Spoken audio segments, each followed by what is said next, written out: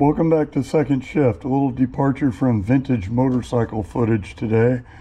We're going to look at how to trim and nest bottles for the proposed plastic bottle greenhouse that the Rotary Club wants to install at Morrisville Community Garden. So I've got a set of 2-liter bottles and a bunch of water bottles, and we'll do both. Start with the water bottle. Now, the only thing you need to do this is a sharp knife. I've got a box cutter here and a pair of scissors. So the first thing we want to do is get rid of the cap. That can be recycled separately.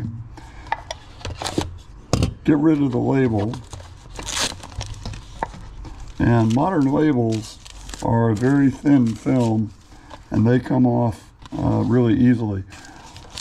This film is not recyclable. This jams up the hammers in the recycling shredders. So this, unfortunately, is trash. So this is a 2-liter bottle. It needs to be, rinsed and cleaned. We don't want any residue, particularly from anything sugary like soda pop. That's just going to attract all kinds of varmints and creatures and things we don't want in the greenhouse.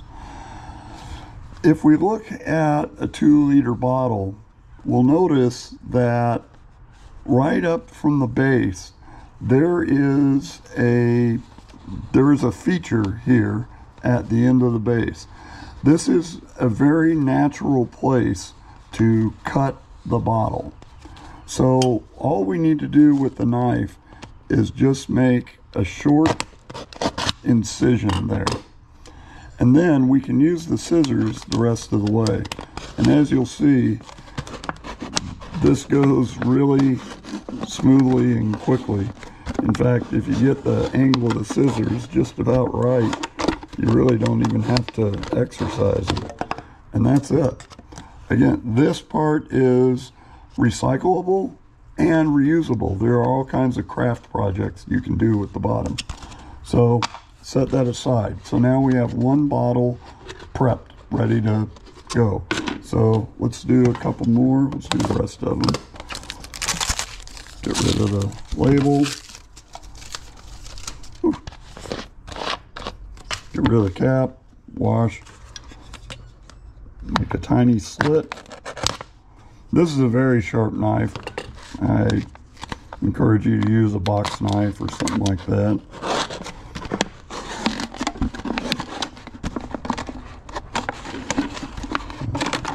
And here we go. There's another one ready to go. This one. And precision is not required for this. Now, sometimes when you go to peel the label, you get these little fragments. It's good if you can get as much of that off as possible. I think for obvious reasons. Do this one. Little incision. Get the scissors in there.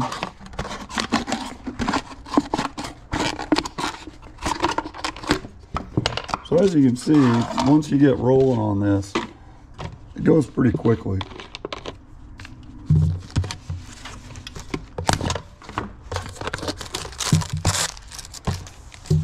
Whether or not you get that little remnant depends on where you cut the label.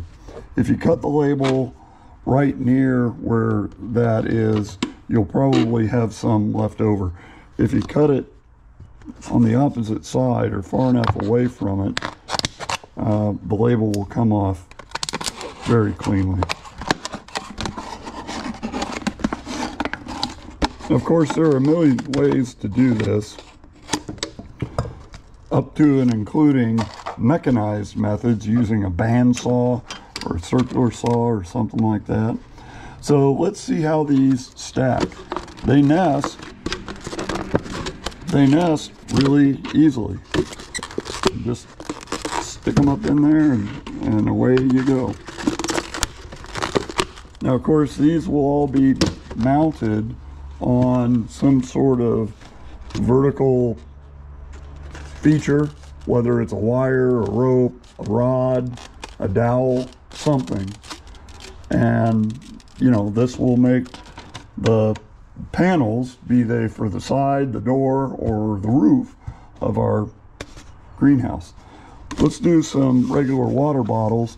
Water bottles have changed dramatically in the last, say, 15 years.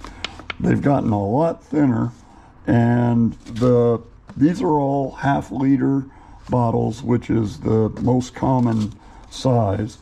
And again, a good place to cut these is right at this first little indentation, little convolution to stiffen the bottle. Goes real quickly. Again, these can either be recycled or used for all kinds of craft stuff. Kind of looks like a car wheel. You can make a little race car or motorcycle or something out of that. I suggest a motorcycle. Now, if you want to cut it all with the knife, if you're confident in your whittling skills, go right ahead. Go ahead and pop that on there. These, because of the way the convolutions are, they really lock together pretty solidly. Here's one with a cap. Again, recycle the cap, get rid of it. Here, the label comes off just by peeling it.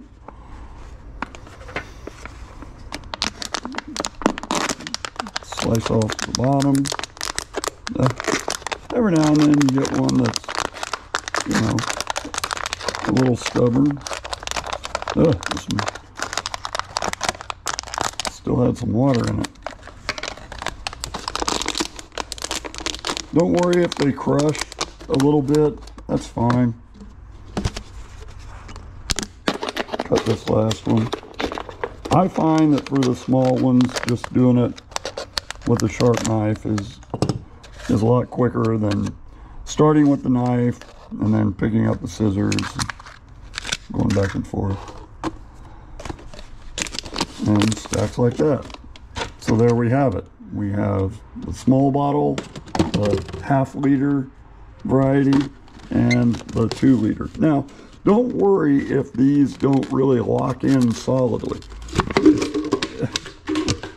It's not really that important because, again, these are going to be held in place just by gravity. They're all going to be stacked up. If you can get a good connection, that's fine. One more thing about these, when we're stacking them together, the very bottom bottle is turned upside down.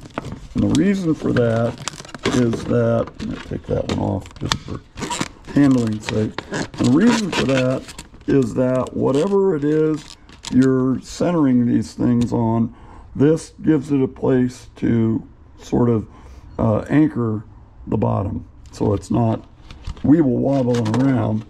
If this were the bottom one, it wouldn't be very secure.